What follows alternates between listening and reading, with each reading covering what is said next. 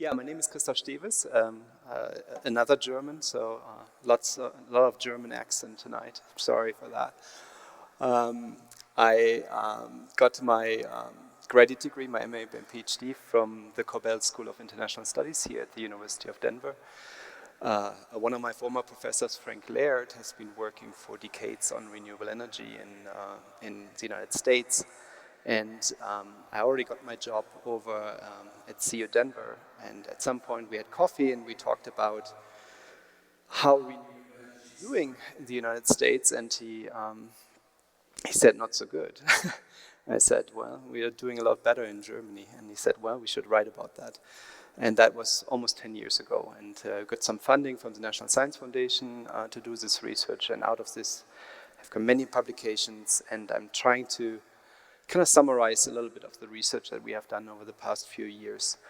I have two hats on. I'm an associate professor for political science at CU Denver, and here in Denver I spend half of the year. And then the other half of the year I'm at Ecologic Institute in Berlin. And Ecologic Institute is a huge think tank.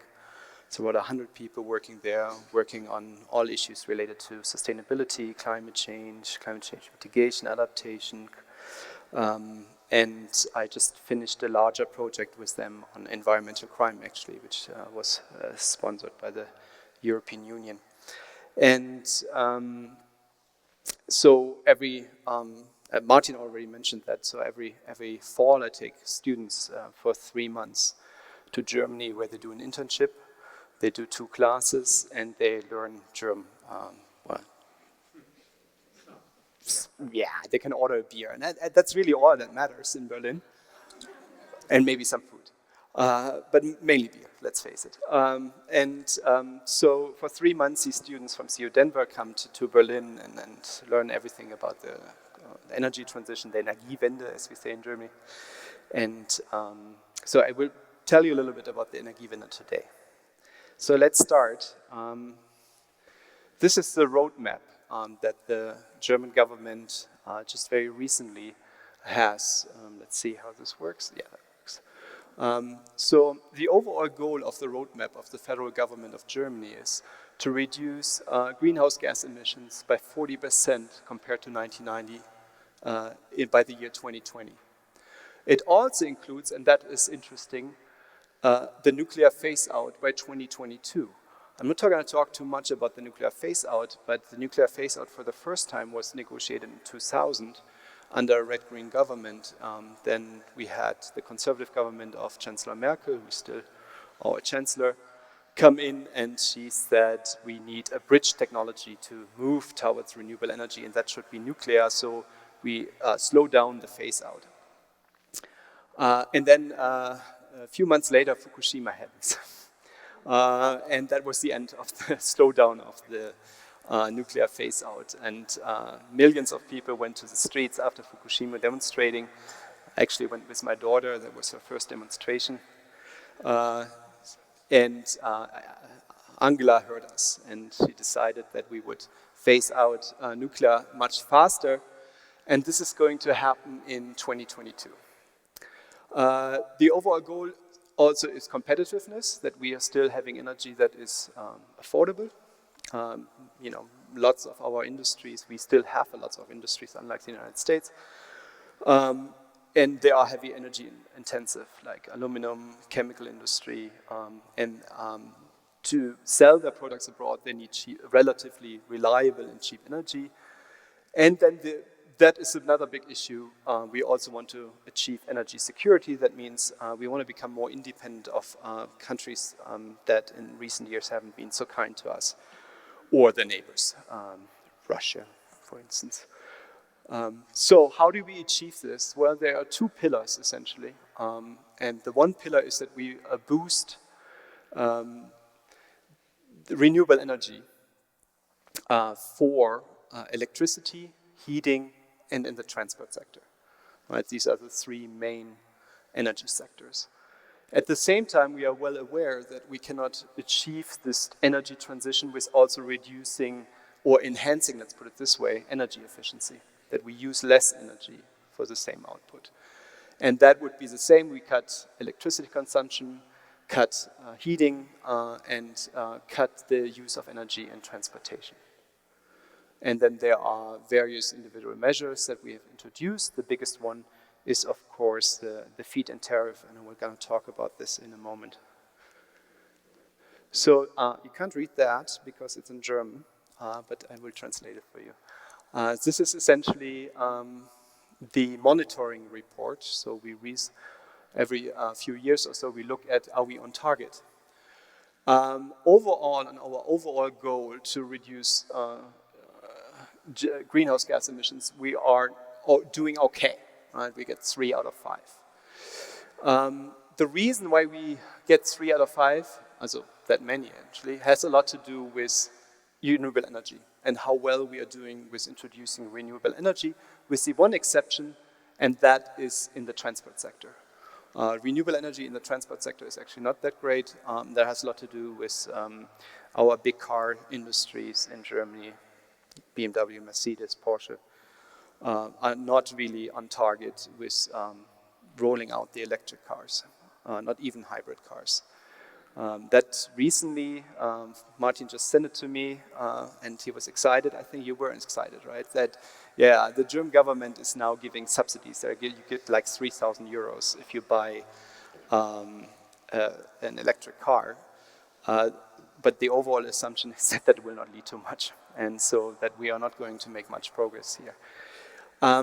How else, in terms of efficiency and increasing efficiency, it's not doing so well overall, and especially not in the transport sector. So huge success with introducing renewable energy in the electricity sector and in heating. Not so much with renewable energy for transport, and definitely we need to do a lot better with becoming more energy efficient. So here's the big success story, right?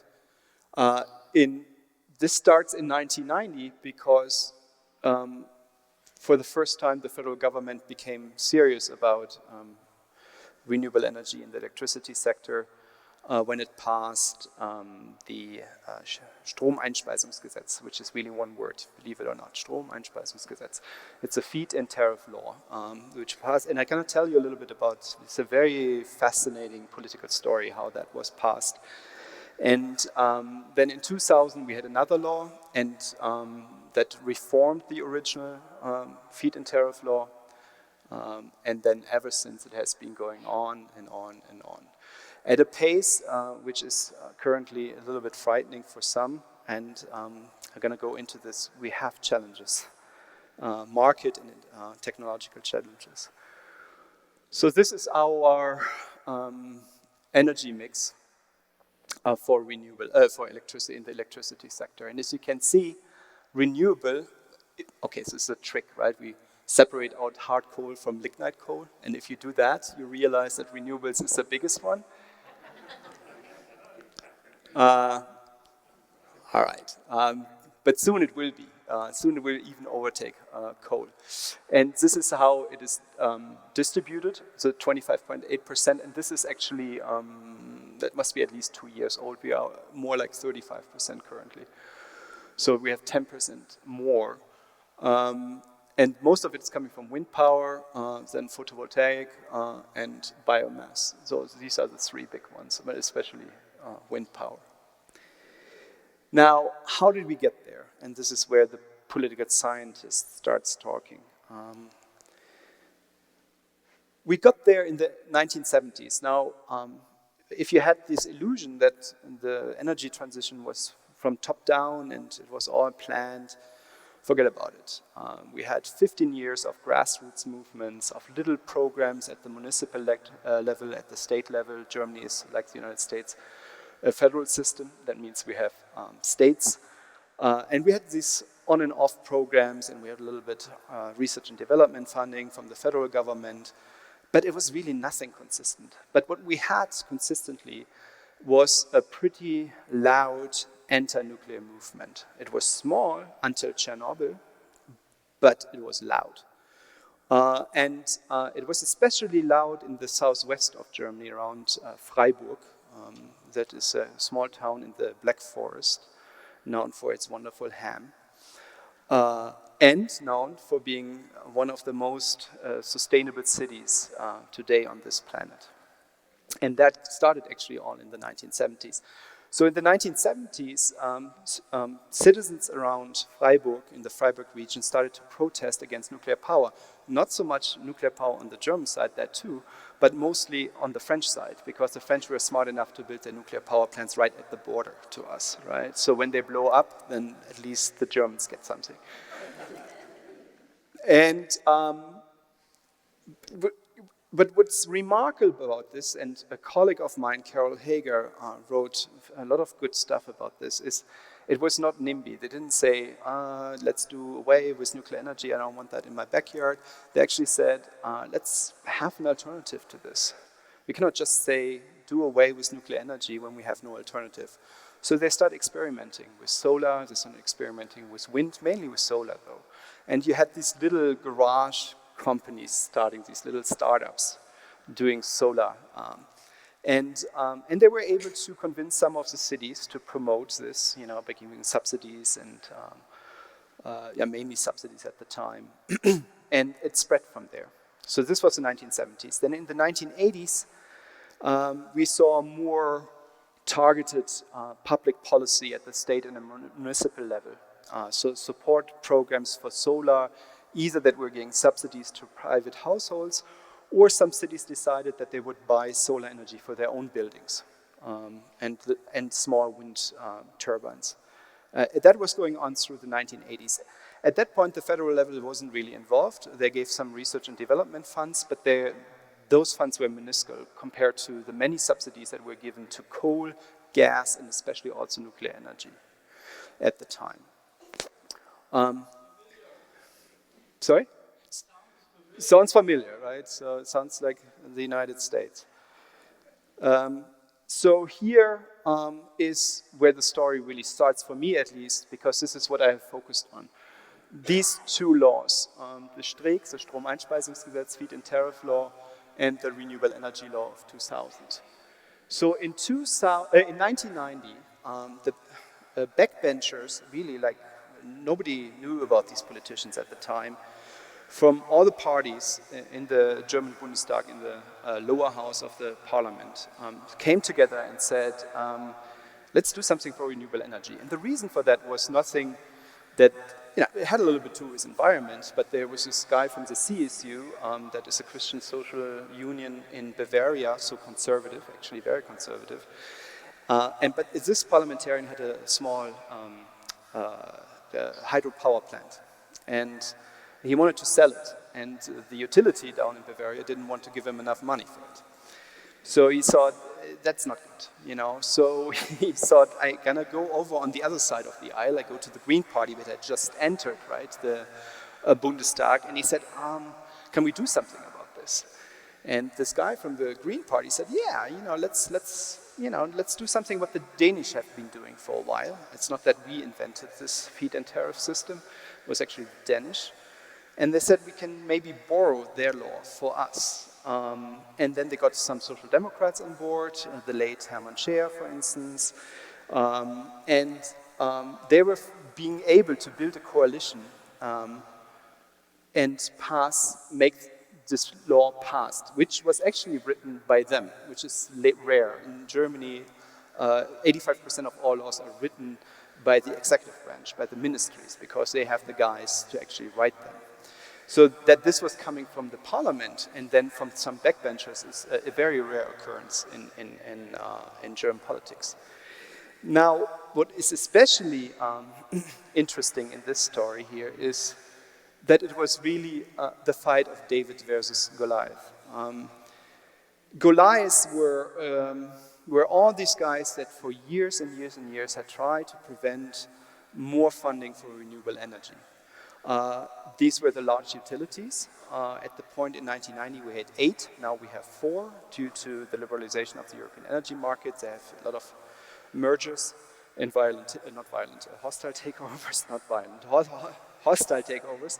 The German energy-intensive industry wasn't in favor of it, and the Ministry for the Economy was not in favor of it.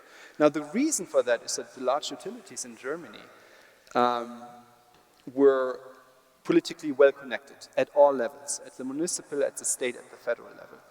And they had this revolving door thing where the top officials of the ministry came from the utilities, and then once they were done with that term, they returned back to the utilities. So the coal industry was well presented here, nuclear industry was very well represented, so they were fighting this for a long, long time. So how did David win this battle? Well, it was an accident, really. In political science, we talk about policy windows, windows of opportunity that opened. And in 1990, you had that window of opportunity, and because for one, we had all of the competitors to renewable had faced a really tough time. Nuclear, because of Chernobyl. That you didn't care about Chernobyl, we did, I remember. I look young, but I was actually already somewhat an adult then.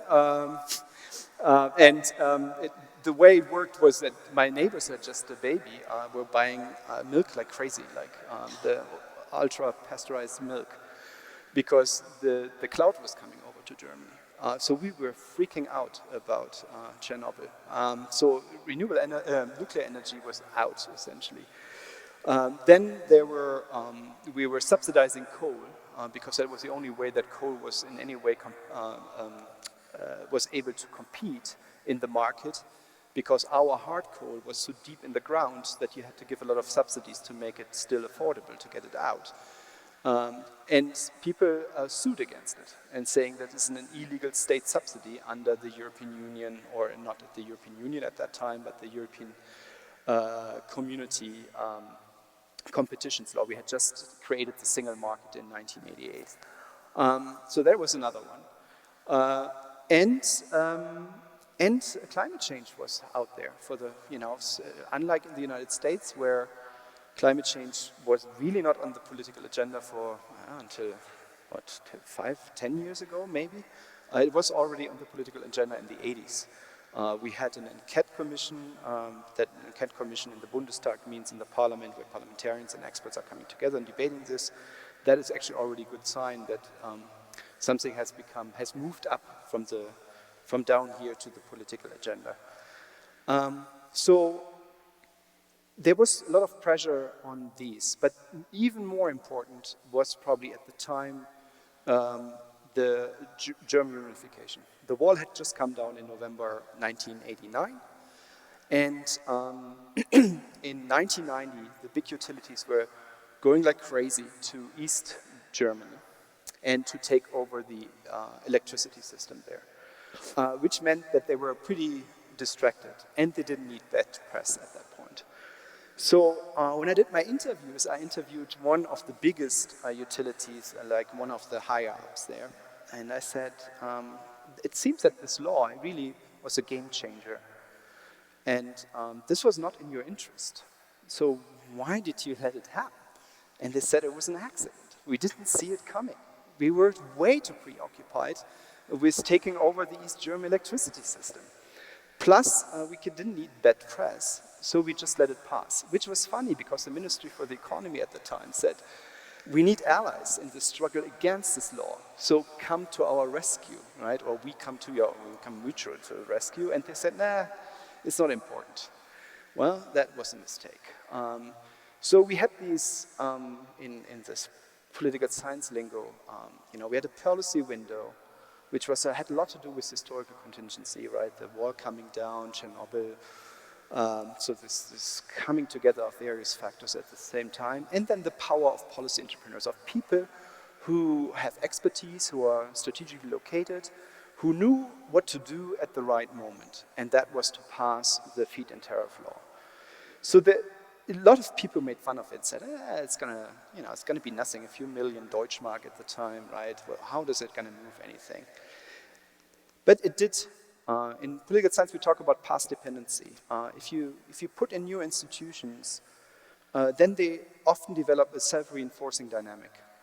So this law was such an institution. What it did was essentially it provided enough support to the wind energy industries, and they were kind of the bridgehead for renewable energy.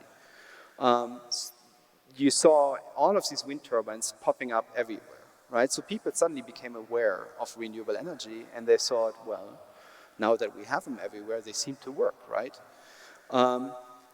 The technology developed much faster, right? Because you had this was not in a laboratory, right? They was out in the field. The learning curve was sharper, and so they were able to develop this technology much faster.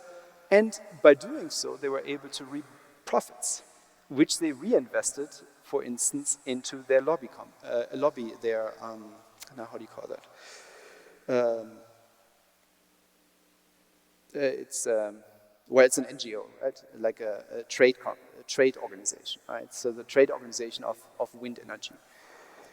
And slowly also the other ones came with solar and so on and so forth. And what was good at the time is that in Germany, something we avoided that you had in the United States, where solar fights wind, wind fights biomass, and they all want the biggest pie of, the biggest slice of the pie.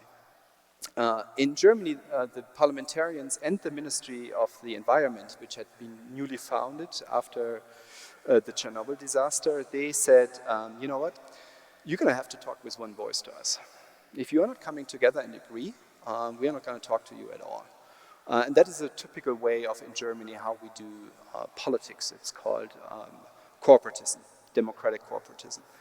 So, and that worked pretty well because they founded a head organization and the German Renewable Energy Federation.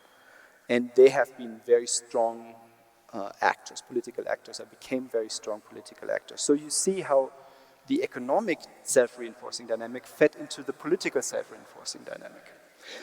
Now, by the mid-1990s, the utilities finally realized, oh, something is going wrong here, and started to lobby the Ministry of the Economy to get rid of this law, or at least limit it, like the tariffs that you feed in. I tell you more about this in a moment, what that means. And they tried, but at that time, the renewable energy community had already grown, and had grown far beyond just these industries. The church was involved, the Protestant, and to some degree also the Catholic Church. We had labor unions being involved. Some were opposing it, for instance, the coal unions, of course, but a lot of unions also were in favor of it. You saw the first cracks in the wall of the industry federation, because some of them started to gain from renewable energy. So they were opposing the energy-intensive industries. So it was an interesting political dynamic going on. And they went to the street in the mid-90s, and the biggest demonstrations were in 1997. It was called the Operation Rückenwind Backdraft. So the hundreds of thousands of people went to the streets in Berlin and other cities and demonstrated against the tax on the feed-in tariff law. And that worked. It worked somewhat. They introduced a 10% cap so that no utility had to feed in more than 10% of renewable energy into their energy mix. So, but that was it.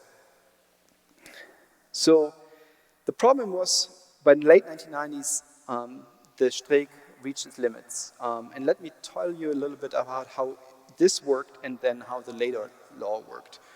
This one is essentially required the utilities to feed in renewable energy and pay the producer of renewable energy about 85, 90, 95% of what the utilities later would charge the private customer.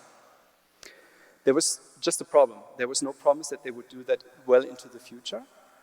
And another problem was that electricity prices plummeted in the 1990s. And they plummeted because of the liberalization of the European energy market. And that meant essentially that the wind turbine owners and the solar panel owners were not getting enough money. Lucky coincidence, 1998, we have a parliamentary elections. Helmut Kohl, I don't know if some of you remember this big guy, big heavy guy, he finally loses, right? I thought it would never happen. I was in Georgia at that time, not Georgia, the former Soviet Union, on the radio following the election results, and I couldn't believe it. It was like, wow, fresh wind, new wind. And the red-green government comes in. And the Greens had said to the SPD was kind of Social Democrats, right, connection to the mining, labor unions, and so on and so forth. We're a little bit lukewarm, but the Greens said, you know, if you want to do a coalition government with us, in Germany you need coalition governments, right, because we have a proportional system, it's not winner take all, so it's not just one party winning, right? So you usually have, you know, one party that gets a plurality of the votes, but not the majority of seats. And then you have to, you know, have a coalition partner. And the Greens were the obvious choice for the Social Democrats, and the Greens said, we want renewable energy, and we want to get rid of nuclear energy. And the Social Democrats said, okay, let's do it. So what they introduced in 2000 was the renewable energy law, which was a great improvement on the feed-in tariff law. What it did was, it guaranteed rates, fixed rates, not depending on what the market price is, but fixed rates for 20 years or with different rates depending on what the technology is. Of course, wind was cheaper than solar, so you would get more for solar, less for wind, but still enough. And with 20 years guaranteed, and you can predict how much wind blows in Bavaria or at the North Sea coast, right? So you could essentially calculate how much you would make over 20 years. It was so easy to go to any bank in Germany and say, I want to build this wind turbine, give me a loan. And they said, happily, right? They were like crazy giving out loans. Plus there were also state subsidies, so it was easy for the EEG to create this investment environment in which banks were happy to give, people were happy to invest, and it was overall really a boom period that started from 2000 on. Now, the founders of the EEG were smart. They said, okay, if we give a certain rate, but then in later years the wind turbines get much more efficient, so do the solar panels, are we not over-subsidizing them, essentially? And they said, okay, we have to have a regression here. And not to the old ones, but if you build, let's say 2-3 years later, a new wind turbine, that wind turbine would get less of a tariff, right? So you see a regression over time, right? So the first wind turbine for 20 years gets this, the next one gets that, and then so on and so forth. And that was kind of a way to encourage technological development. And that worked pretty well. What else it did was what I call flanking policies. So there was R&D spending, you got some tax incentives, access to publicly subsidized low interest credits. Very importantly, in 2000 we introduced the eco-tax. It's a carbon tax, so it's an extra tax on all carbon fuels. So you pay an extra tax, for instance, for gasoline. You pay an extra tax when you use gas to heat your home, and so on and so forth. Very, very difficult to get this through, because tax, who likes tax, right? But the smart way here was they said, okay, we use this tax to lower the extra charge. Oh, that's complicated. Essentially, if you, in Germany, employers and employees share the cost for health, retirement, and so on and so forth. It's kind of an extra on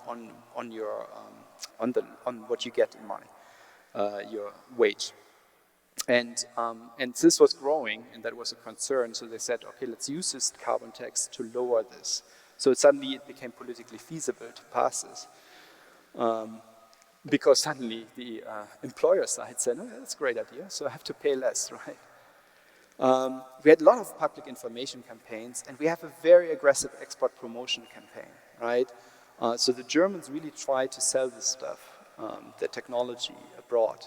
Now we, of course, lost our lead with solar panels to China, but we are in the second generation or third generation of renewable energy technology, where we are talking about smart grids, we're talking about storage capacity, and so on and so forth, and companies like Siemens are on it, right? So, so the more countries around the world follow our lead, the more we can sell stuff to them. So we are, yeah, it's smart, right?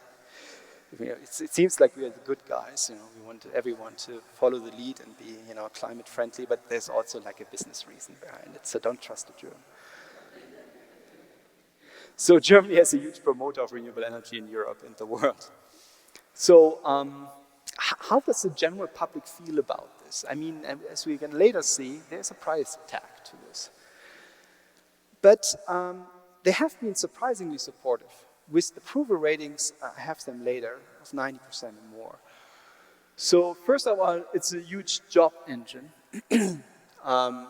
So it's expected, this is in German, that by 2020 about 500,000 people will work in the renewable energy sector in Germany.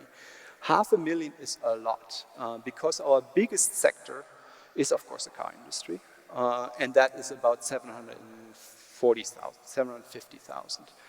The two next bigger ones are the chemical industry, which is under 500,000, and the pharmaceutical industry, which is around 280,000 or so. So as you can see, renewable energy is a huge job market, and we are making tons of money with it. So that's a good one.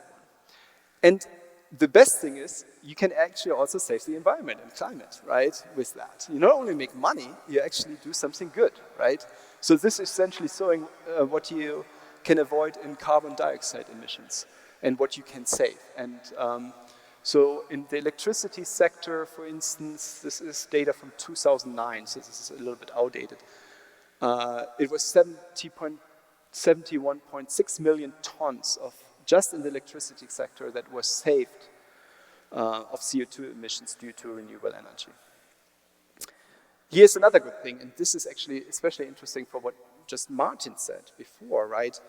How do you make this thing acceptable so that people actually support it? And the best thing is to spread it as widely as possible.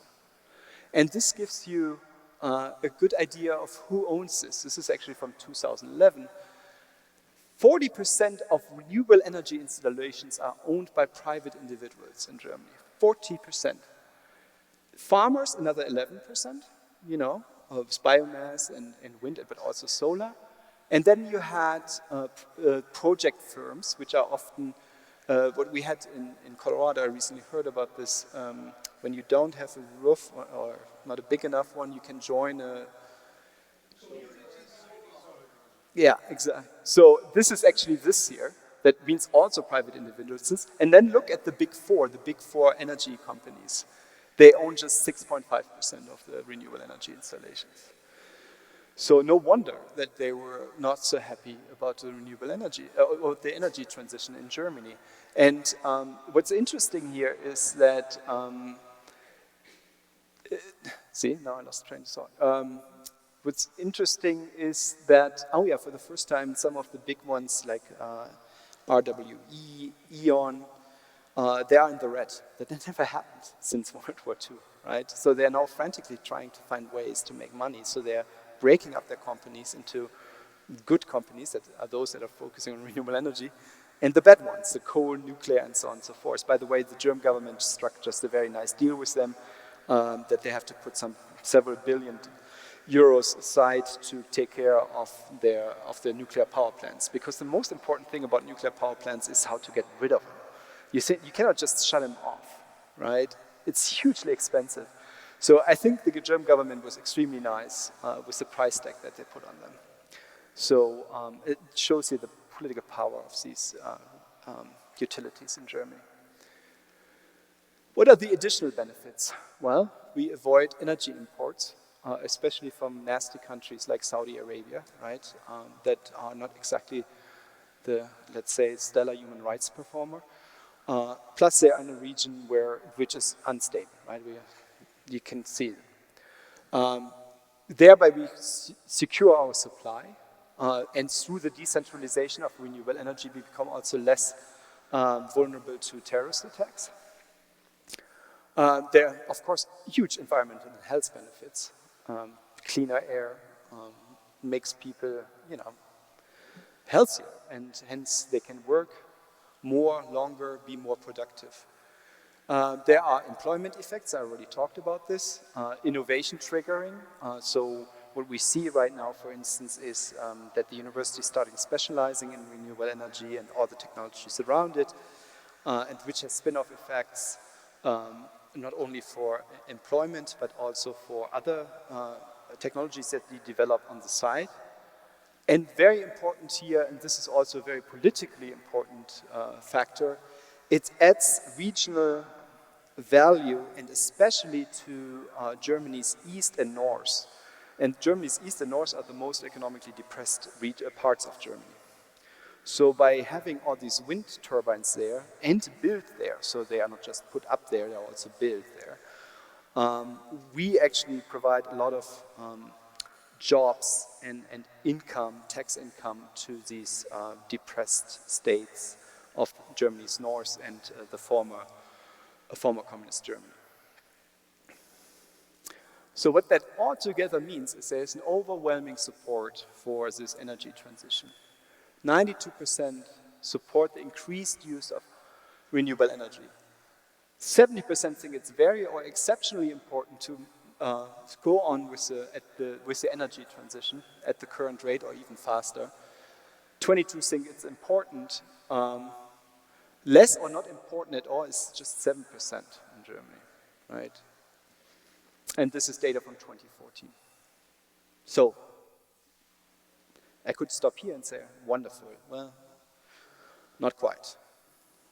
Because a few years ago, 2 or 3 years ago, this is I translate this, it says, help, the energy transition becomes unaffordable. Right, so the ghost, like, so, and it says here, stop the EEG, otherwise the energy transition will not succeed, which is a very interesting twist, right?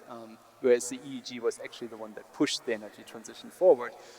And this was from an organization called Neue Soziale Marktwirtschaft, which was heavily sponsored by the big utilities and by the big energy-intensive companies.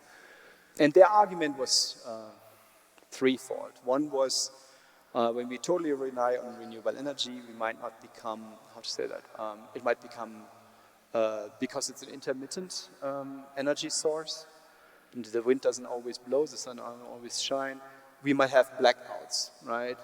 Right. Yeah, exactly. And then, you know, I remember there was this huge thing about the solar eclipse that we had recently in Germany, and a lot of people thought, oh, our energy system is going. And it came, and it gone, and nothing happened, right? Nothing. Like, it's the same with the scare. What was the scare here with the computers? Yeah, exactly, right? Nothing happened. People like, fortunately, Germans were not as crazy as the Americans, who started buying water and, you know, whatever, food for like 3 years. But it was scary, right? So people were like, oh, and nothing happened, right? And then after Fukushima, we shut down half of our nuclear power plants. A lot of people were saying, oh, you know, what's going to happen? Renewable energy can never take care of this. Well, renewable energy took care of it, and not only that, we still exported energy to our neighbors, also net over the year, despite the shutdown of about half of our nuclear power plants. But, and this is true, the electricity prices rose. And the electricity prices rose because of the EEG surcharge. So somehow you have to pay for these incentives that you give. And this is what we see on our electricity bill.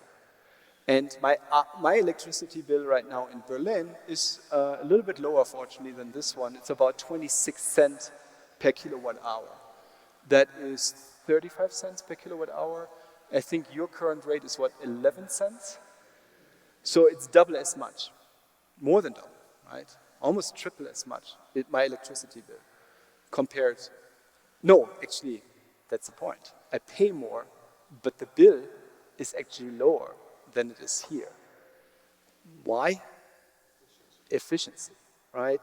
So we're just much more efficient in how we use our energy, so the bill is essentially lower or about the same as it is in this country. And here's the big thing, the big industries, the energy-intensive industries are all exempted from the EEG surcharge. So they're actually benefiting from this. They get lower energy prices because they don't have to pay this surcharge here and on top of the electricity tax and so on and so forth. So we saw an increase, and the utilities were not stupid, and they were hiring politicians and journalists to talk against the energy transition, which was actually really quite stupid, because when you look this is the percentage of household spending, so how much of your income do you spend on electricity, and that is the dark blue one. And the dark blue one, as you can see here, is the same. It's actually lower even a bit compared to 1990, right? Very different from what we spend on telecommunication that are allowed to with the smartphone revolution and internet. Look at this here, right? This has dramatically increased. So in terms of, relatively spending on electricity, we haven't spent more. But then, of course, that is much more difficult to explain to citizens, to consumers, than when you just look at your energy bill, which is rising. So that led to recent reforms, which are to some degree, unfortunately, similar to what's happening in Colorado right now. This reform not, though, and this is the introduction of target corridors. And so the idea is the more you put in year to year, the more you reduce the rate that you get for your newly installed wind and solar installations. So the idea is really to adjust every year and make sure that we do not expand more rapidly than we can control, or we want to keep it within this corridor. However, if we are not doing so well, then the rates would be increased. So it's a flexible mechanism, and it's actually not a bad idea. I'll tell you later why this might not be a bad idea. The problem here is that we also introduced, or will introduce next year, what we call a tender model, which essentially for mid to larger installations will replace the EEG. That means you cannot just build your wind turbine and then ask for compensation. You actually have to participate in tenders.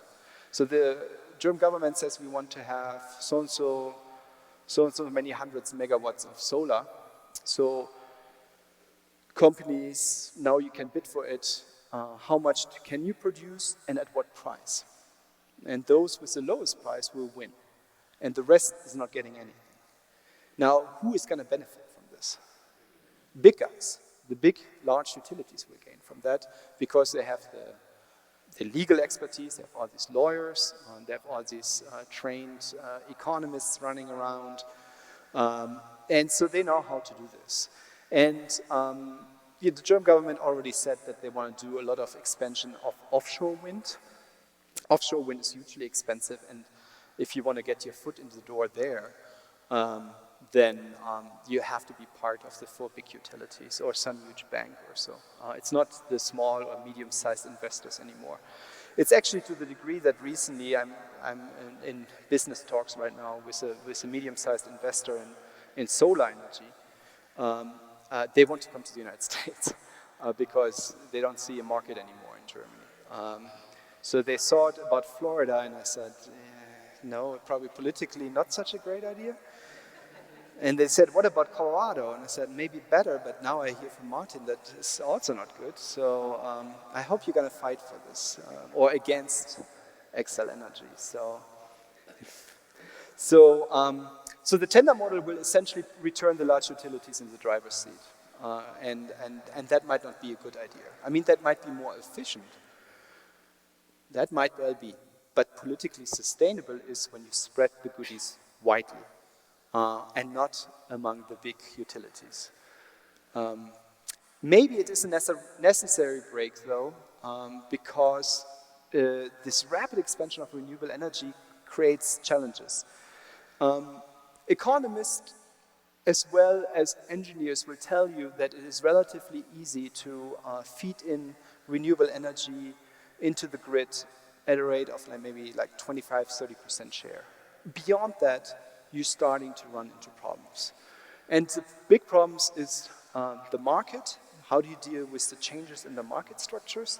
And how do you deal with the technological progress that you need to deal with intermittent, unreliable, although it's not that unreliable, but let's, for the sake of it, for intermittent supply of renewable energy.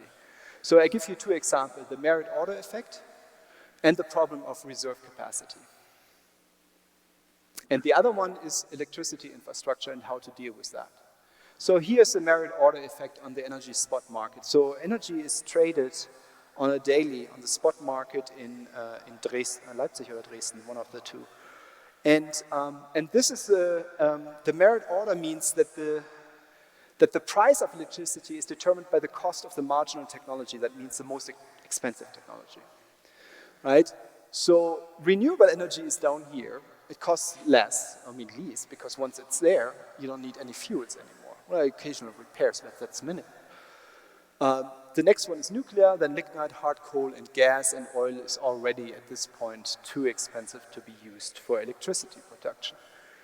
Okay, so this means we have this energy costs about, 8.5 cents per kilowatt hour on the spot market. So gas turbines can still run, all the coal power plants can still run, they're still profitable. Okay, this is the next that happens. With renewable energy expanding, these become way too expensive. Because now the price is 3 cents per kilowatt hour. That means nuclear still can run, but we want to phase it out. Lignite is still working, but hard coal becomes already too expensive, and gas, and that's problematic. Because gas-powered plants have two huge advantages. They don't emit much CO2, much less than coal, and they are relatively easy to fire up and down. That means if the wind doesn't blow, you can fire up the gas turbines. You can't do that with coal. That takes a long days, actually, for a coal-powered fire plant to go at full capacity. Way too slow. So what do, right? In the winter, you will probably need hard coal and gas. But the electricity companies are now saying, we're going to shut those down. They're way too expensive. Why would we still run them? So the idea is, there are two ideas. Either when electricity is needed, we can't satisfy enough, we don't get enough electricity from renewable energy or from lignite. We just pay a very high premium to them. So that would be the market solution. The other solution that we did in Germany, I think that's a stupid solution, but nevertheless, we actually pay the utilities to have their power plants run idle. And we pay them billions to do that. We call that reserve capacity, right? So you do us a favor by keeping them in reserve. So if we need them, they are there. Yeah, well, it's not very smart, but I think the billions could have been used much better in doing better with renewable energy. And especially, and this is the next thing, we're dealing with the technological challenges, because as we move from 20% renewable energy share in the electricity sector to 80%, there are a lot of things that we have to do technologically. We have to expand transmission grids for power exchange over large areas. Essentially in Germany, most of the wind blows in the north. There are just no industries there. There are cows, it's nice, water, the North Sea and the Baltic Sea, but they don't produce much. So we have to get that stuff, the electricity they produce, down to the south, to the Rhine-Main area around Frankfurt, Darmstadt, and then down into the Munich, Stuttgart area where all the car companies are. So expanding transmission grids is hugely expensive, and this becomes a political nightmare because you have so many small citizens' initiatives that are against these. To overcome that, you can build these transmission lines into the ground, but then it's 3 times more expensive. So, huge problem. Next one is, the next one is generation. We need more flexible thermal power plants. That means the newest generations of coal-fired power plants actually can go rapidly up and down, the newest generation. And the good thing is also they run on lower must-run capacity. So every power plant has to run constantly. You cannot just shut it off.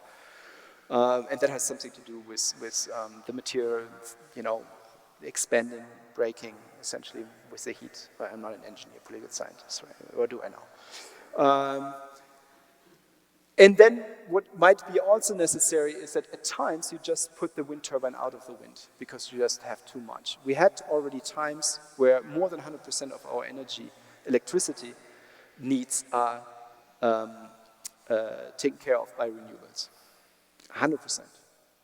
There are rare days, right? Lots of sun, that's very rare. It's more like that out there. And when we have a lot of wind, then we have 100% electricity from renewables in Germany. It's hours, not even days, it's hours. But the problem is, it's just too much, right? Because we cannot just export this, right? Our neighbors don't necessarily need this, and their electricity grids are not necessarily capable of absorbing our surplus and electricity. Actually, they're already complaining about this. So what we need to do is, in terms of storage facilities, that we use this energy, and this is already happening, this extra electricity to pump water into reservoirs in Austria, in Switzerland, and in Norway. And so when we have excess electricity, we give this to our neighbors. The Austrians are very smart about this. They're already buying electricity the point is right now that with our excess electricity, that at the spot market, the producers of electricity have to pay to get rid of the electricity, right? That means for everyone around us, because it's a European energy market, they can buy electricity for very, very cheap. So the Austrians buy this, then they get the water into their reservoirs, and when we need electricity, they let the water come down and they create hydropower, and sell it for a good buck to us. And we kind of like it because it's in a way storage, right? Another way to do storage is, of course, power to heat, right? So we use electricity to heat, and then the next big thing would be, but this is into the future, that we use excess electricity to create, manufacture gas, right? Hydrogen. So these are some of the storage facilities options. And then in terms of consumption, we have to, essentially we want to make sure that people use electricity when it's very cheap and not use it when it's very expensive. So in other words, when we produce a lot of renewable energy, or the share of renewable energy in the electricity sector is really big, then we want people to start their dishwashers and their washing machines and so on and so forth. That means that we need kind of a smart grid technology and net metering and all of this kind of stuff. Actually, the United States, or some parts of the United States, have done pretty well in this.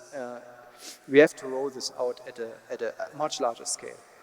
As you can see, and this is actually kind of the concluding thoughts here, as you can see, as we move rapidly towards renewable energy to achieve these goals that we have to reduce greenhouse gas emissions, we have done pretty good, but we have done so good that we are running into problems with markets and with the technology. And we have neglected other areas, such as renewable energy in the car industry, in transport, and we have neglected energy efficiency measures. So that said, it might be actually a good idea to turn a little bit away from electricity and use additional resources to go into other areas, make sure that renewable energy efficiency is promoted there. If you want to learn more about this, this is coming out in probably 2-3 months. I just got that yesterday. This is the book cover. So I'm pretty proud of this, my baby. So this is a book that I did with Carol Hager at Bryn Mawr College. It looks at the German energy transition. We have 4 chapters looking at what happened in the 70s at the local level. We look at the state level in the 80s. Then I did a chapter, and then we look at Germany in the European Union. But then you compare Germany's energy transition with the next 3, or the not next, they are actually higher. So the next 3 higher economies, Japan, China, and the United States, and compare and see, what we could do well and what are they doing, and that's it. Thank you.